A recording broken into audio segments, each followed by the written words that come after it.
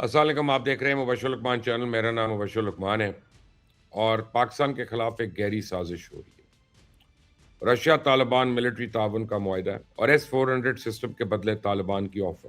اجیت دیول Moscow میں ہے اور امیت شاہ ایک نالے میں.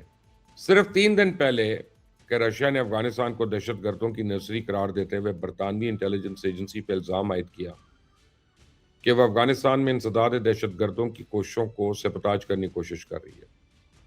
چند ہفتے پہلے ماسکو نے ایک تفصیلی رپورٹ کی اور اس بات کے شواہد بھی پیش کیے کہ افغانستان میں موجود مختلف دہشت گرد گروہ رشیا اور سینٹرل ایشین ریاستوں سے منظم انداز میں افرادی قوت بھرتی کر رہے ہیں. اب بھی ان الزامات کی بازگشت ختم نہیں ہوئی تھی کہ رشیا نے آج افغان طالبان کے ساتھ فوجی تعاون کے معاہدے پہ دستخط کر دیے.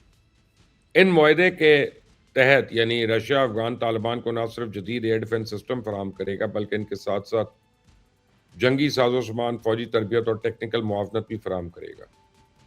اور رشیا کی جانب سے قومی سلامتی کے مشیر سرگنی شوگینو اور افغان طالبان کے جانب سے وزیر دفاع ملا یعقوب نے اس معاہدے پہ دستخط کیے. تو ابھی تک یہ واضح نہیں ہے کہ آیا رشیا طالبان کو ڈرونز، میزائلز اور لڑاکا طیارے اور دیگر جدید ہتھیار بھی سپلائی کرے گا یا نہیں. خیر، یہ کوئی پہلا موقع نہیں ہے کہ رشیا افغان طالبان کی یوں بڑھ چڑھ کے مدد کر رہا ہے. رشیا اور افغان طالبان کے درمیان رابطے بڑے پرانے ہیں. شاید آپ کے علم میں ہو کہ جب امریکن فوجی افغانستان میں موجود تھے تو اس وقت بھی رشین انٹیلیجنس ایجنسی طالبان کو ہر قسم کی مدد اور معاونت فراہم کری تھی. 2021 میں جب امریکن فوج واپس چلی گئی تو بیشتر ممالک نے کابل میں اپنے سفارت خانے بند کر دیے، لیکن رشیا نے اس وقت بھی کابل میں اپنا سفارت خانہ بند نہیں کیا تھا.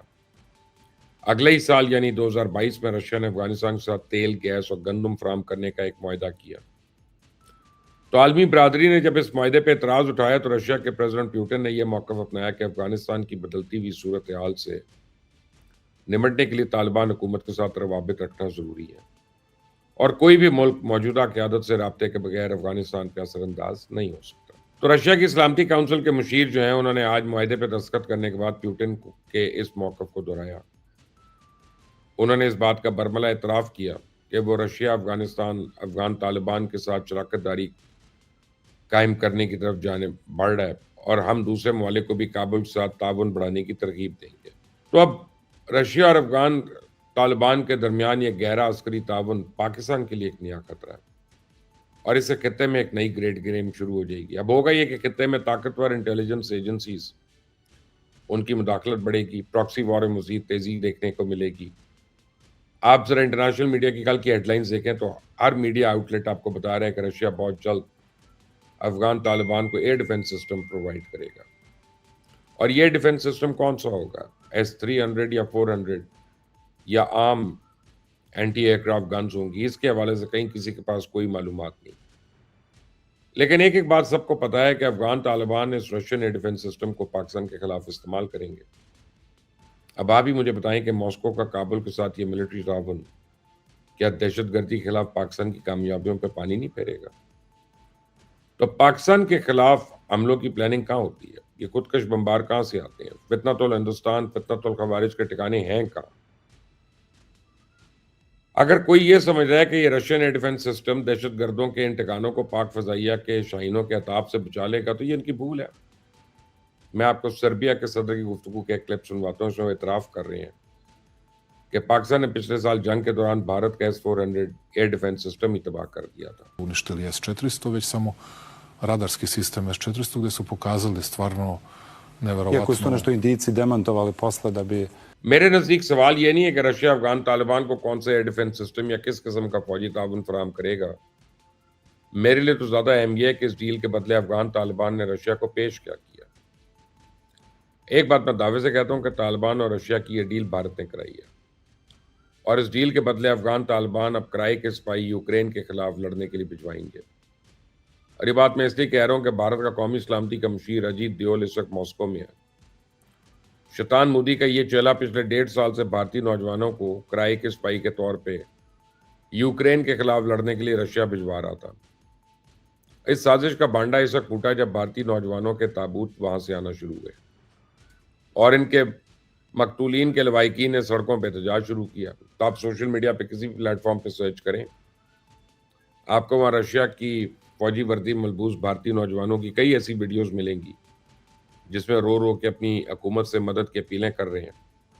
ان میں کئی تو اسٹوڈنٹس ہیں جنہیں مفت تعلیم اور اسکالرشپ کا جھانسا دے کے رشیا بھیجا گیا تھا. وہاں چند روز بندوق چلانے کی ٹریننگ دے کے موت کے سفر پہ روانہ کر دیا گیا.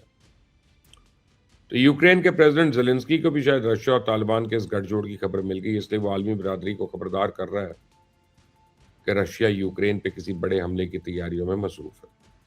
Шановні українці і українки, сьогодні кілька важливих речей. Перше, ми маємо інформацію від розвідки щодо підготовки Росією нового масованого удару. Будь ласка, зважайте на повітряні тривоги, бережіть життя. اب میں آپ کو بتاؤں کہ اس بات میں کوئی شک نہیں ہے کہ رشیا اب کسی قیمت اس جنگ کو منطقی انجام تک پہنچانا چاہتا ہے. اب تو اس نے نیٹو کے رکن ملک رومانیہ کو بھی نشانے پہ رکھ لیا اور دھڑا دھڑ وہاں ڈرون حملے کر رہا ہے. تو رشیا کو اس وقت کرائے کے سپاہیوں کی حقیقتاً ضرورت ہے، اور اس کی یہ ضرورت صرف اور صرف افغان طالبان پوری کر سکتے ہیں جن کے پاس تربیت میں دہشت گرد بڑی تعداد میں موجود ہیں. تو بھارت کو یقین ہے کہ رشیا اور طالبان کے درمیان اس معاہدے پہ پاکستان کی جانب سے کوئی نہ کوئی ری ایکشن تو آئے گا، اس لیے وہ اسلام آباد کو ڈی ٹریک کرنے کے لیے اشتعال انگیز حرکتیں کر رہا ہے. بھارت کے وزیر داخلہ امیت شاہ نے کل رن آف کچھ کے علاقے میں فوجی افسروں کے حملہ رامی نالے کا وزٹ کیا. میں آپ کو بتاؤں یہ سرکریک کے دلدلی علاقے میں واقع اس ندی پہ بھارت نے ناجائز طور پہ اپنا قبضہ جما رکھا ہے. آپ اس متنازع علاقے کے دورے کی ٹائمنگ ملاحظہ کریں. ادھر طالبان اور رشیا کے درمیان فوجی تعاون کی خبر بریک ہوئی، ادھر بھارتی وزیر داخلہ اس متنازع علاقے میں جا پہنچے اور اس دورے کے دوران فوجی جوانوں کے ساتھ گپ شپ کی جو تصاویر اور ویڈیوز جاری کی گئیں وہ انتہائی اشتعال انگیز ہیں.